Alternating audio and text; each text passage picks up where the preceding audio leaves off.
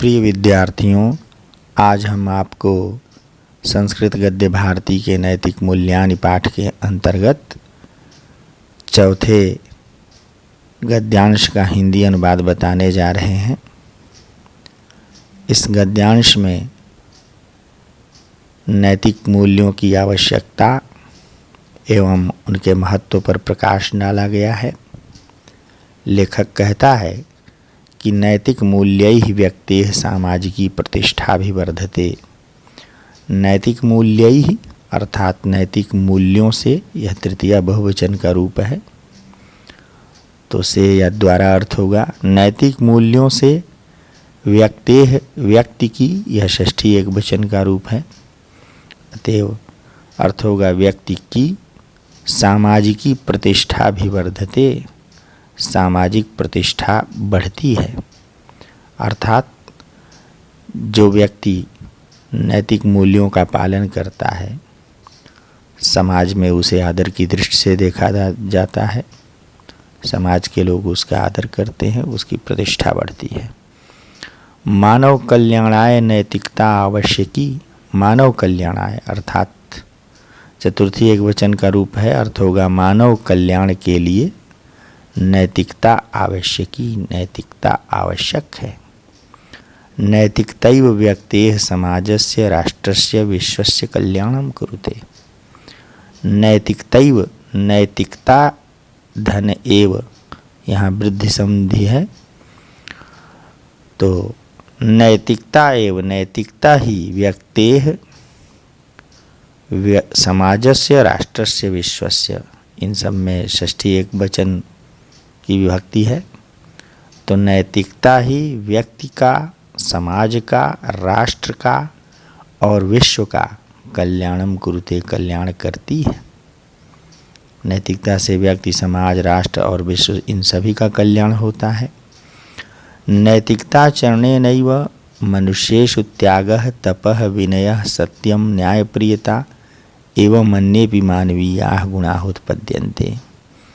नैतिकता चरणेन एव अर्थात नैतिकता के आचरण से ही, एव का अर्थ ही होता है।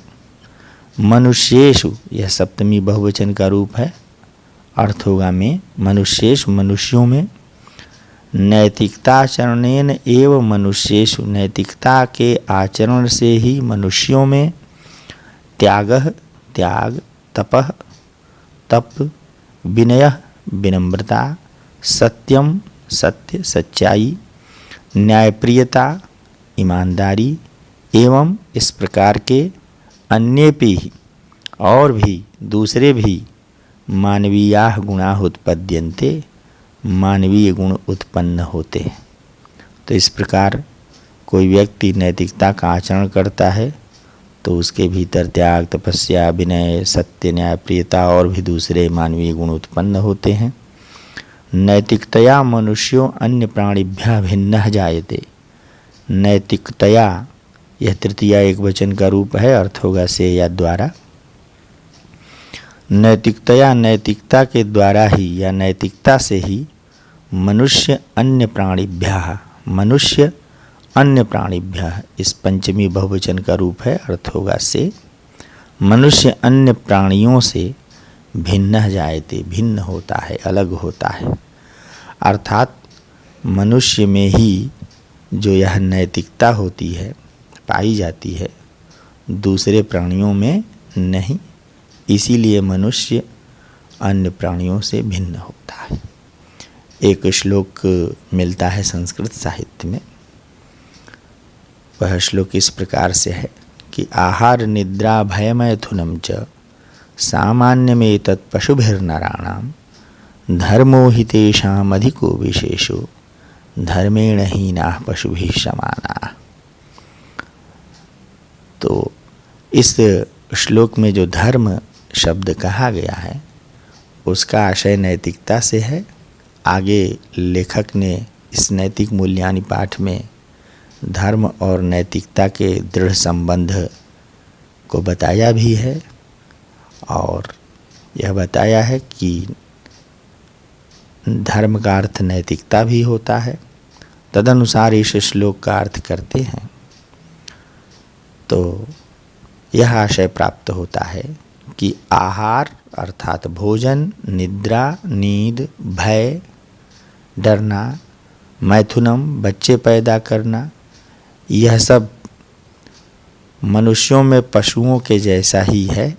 अर्थात ये सभी गुण जैसे पशुओं में होते हैं वैसे ही मनुष्यों में भी होते हैं। तो फिर मनुष्य किस बात से पशुओं से अलग है?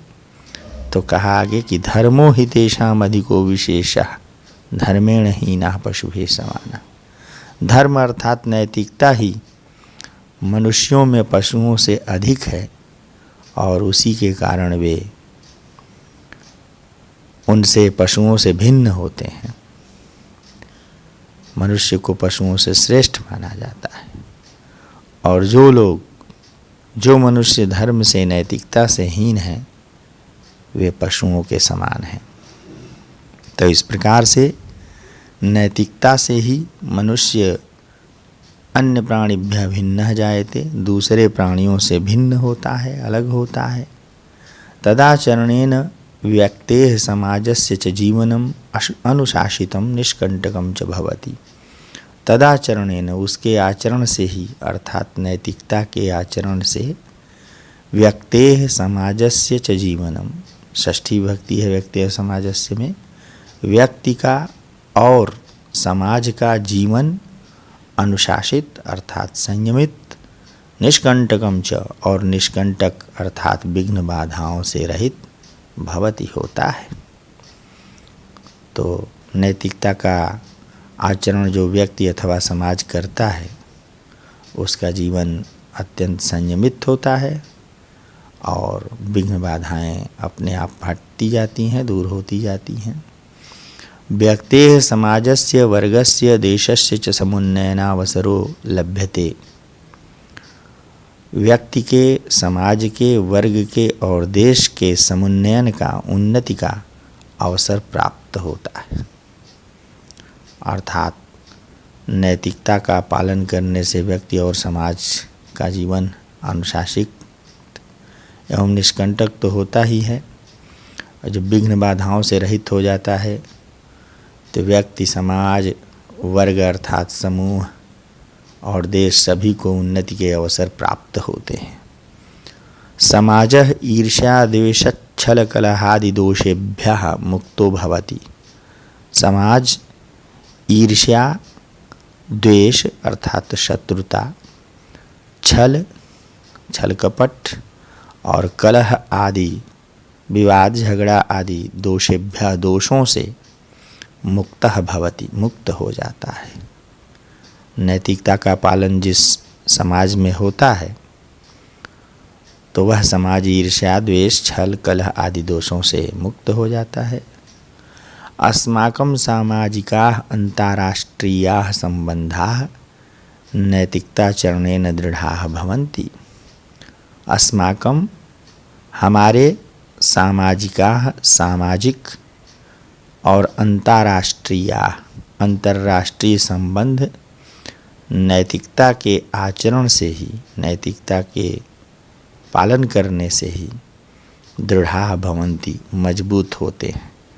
चाहे मनुष्य का सामाजिक संबंध हो या एक देश का दूसरे देश से अंतर्राष्ट्रीय संबंध हो, उसमें नैतिकता का पालन करते हैं, ईमानदारी से संबंधों को निभाते हैं तो वे संबंध नैतिकता के आचरण से मजबूत होते हैं। अतः नैतिकता शब्दः सच्चरित्रतावाचकः सुखमय मानव जीवनस्य आधारः अस्ति। अतः इसलिए नैतिकता शब्द सच्चरित्रता का वाचक है, अर्थात नैतिकता का